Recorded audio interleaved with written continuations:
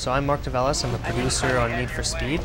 I was in charge of creating the HDE this year for Need for Speed Undercover. And one of the challenges this year was creating an action title that was very accessible with the physics. We wanted to create a whole bunch of crazy cool maneuvers that, with essentially a flick of the button or a flick of the stick, can place into the hands of the user, a very enjoyable, easy experience. So this year we started off with a simple burnout. So essentially you're just holding both the LT and RT triggers down, spooling up those tires, getting the smoke billowing out of the fenders there. Then all I'm going to do here is just let go of the brakes, hold the throttle down, and bam, we're off. That essentially started, okay, that was pretty generic, where can we go from there? So we said, start with a 360, so you do the same thing, you release the brake and you hold the steering all the way to one way. That puts the car into a beautiful 360. The camera stays stationary. First time ever where you're able to see the full 360 of the car. You see all the realistic suspension movement as we're going over the curb as well. It looks really beautiful and cool. Physics is all doing it naturally. Nothing's being faked, phonied.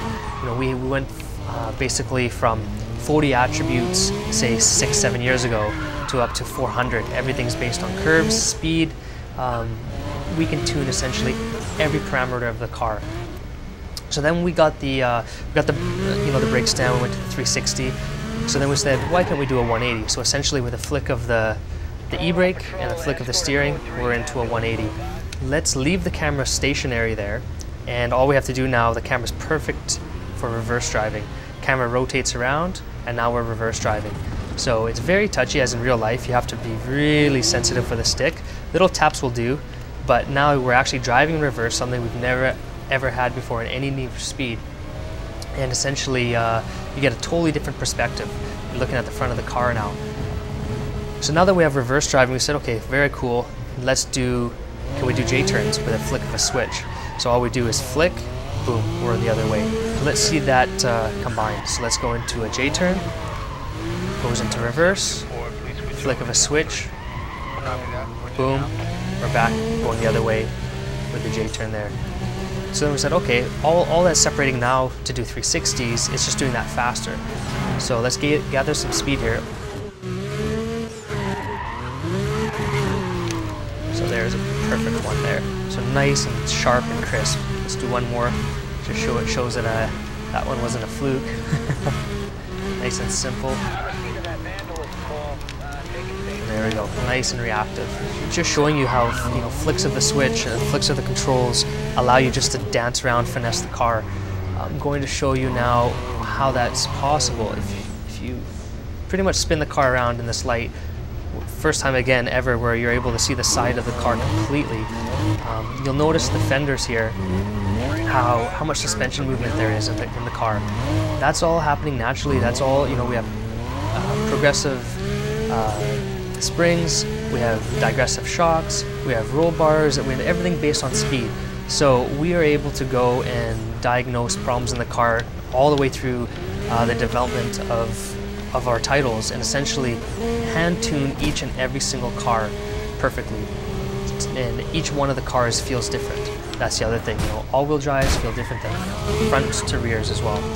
And within those categories, depending on weight, depending on wheelbase, depending on ride height, everything handles and has its own character. The other thing is drifting. We don't have, as per se, drifting modes of drifting. We have drifting right into the game mode. That was awesome, funneled right through. So I'm able to essentially go through a long corner. As long as I keep my throttle pinned and counter steer, I'm going to keep the drift going. So there you go. You saw drift right through that corner. So let's get some speed here again. Let's NOS. Counter steer, and you see as soon as I counter steer, boom, the car comes right out of it. When you don't counter steer, you go in, boom, you're going to spin out the car.